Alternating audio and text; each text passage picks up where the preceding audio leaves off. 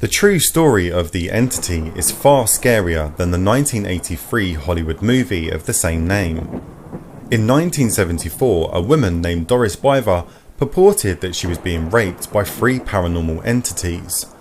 Paranormal investigators Dr. Barry Taff and Kerry Gaynor went to her home to investigate. What they found was truly terrifying.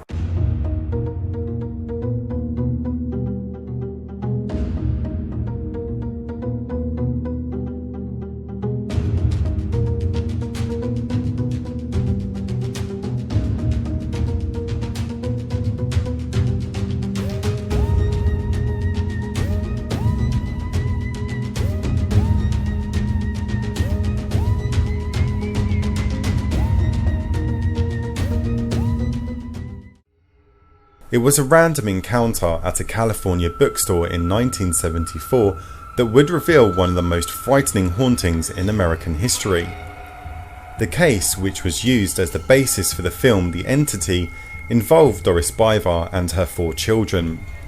Bither was at the bookstore when she overheard 2 men talking about a haunted house and approached them to say that her house was also haunted. Neither of them knew Bither at the time. However, one of the men was Kerry Gaynor, a paranormal researcher and associate of Dr. Barry Taff from UCLA. Doris had moved to California with her family at around the age of 10. Little is known about her early life, but by the time she spoke with the investigators, her life was in disarray. She was a single mum in her 30s, had 4 children, 1 girl and 3 boys by 4 different fathers. She was an alcoholic and suffered from serious emotional problems. Bither appeared to have endured one abusive relationship after another. Now Doris and her children were reportedly being assaulted by a trio of violent entities. Dr. Taff and his associates had serious reservations about Bither's claims, considering her numerous personal problems. However, after considering all factors involved, Dr. Taff decided to visit the Bither home to assess the situation. Dr. Taff and Gaynor arrived at the home of Bither at 11547 Braddock Drive on August 22nd. From the outside, the small Culver City house appeared to be perfectly ordinary.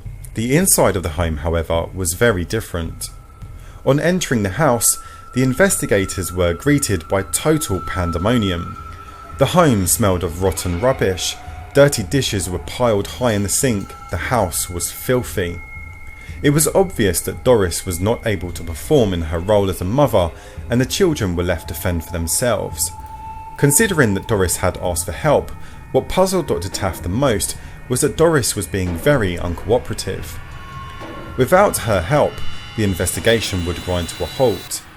Bither's attitude changed, and a phone call was made to Dr. Taff's office, saying things had gotten much worse and they needed help quickly.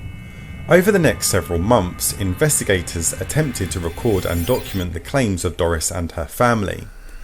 It was believed that there were 4 manifestations in the home that were responsible for an array of paranormal phenomena. One of them, which was seen on a regular basis by all the family members, appeared as an old man and seems to have been harmless. The ghost of the old man was seen so often that the children named him Mr. Who Is It. The family believed that Mr. Who Is It was the spirit of the children's recently deceased grandfather. Had all the apparitions in the Bither home been so friendly, life would have been much easier, but they were not. While phenomena observed in the home included many instances of the type of activity commonly reported in haunting cases, the Bither home seemed to have reached a state of infestation as the activity was nearly unrelenting. There were levitating pots and pans, strange sounds and smells, and objects thrown about by unseen forces.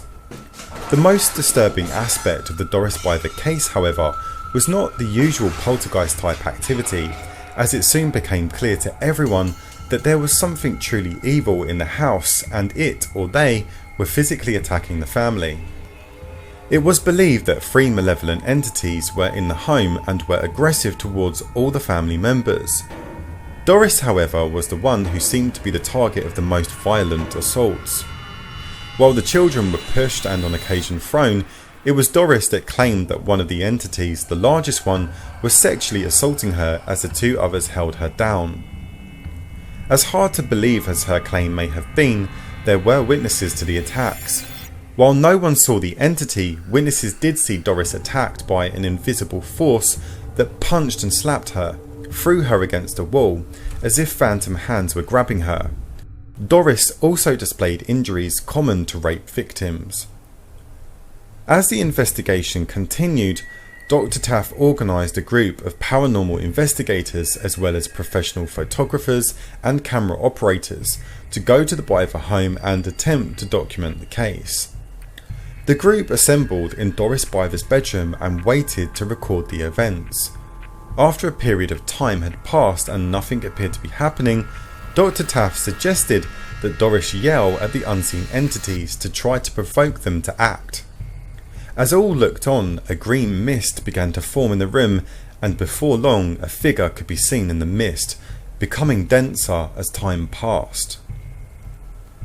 It was described as being a large human torso, very muscular, without any other features such as arms or legs.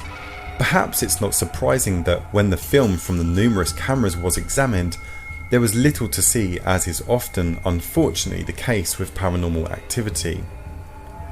Many of the pictures taken at the time that Doris said the entities were in front of her were bleached out after being processed.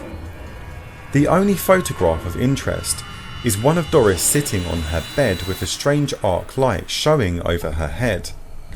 The light could not have been created by the lighting in the room, as it is above Doris, and does not bend around the walls, as would be expected if it were being projected by a source such as lighting.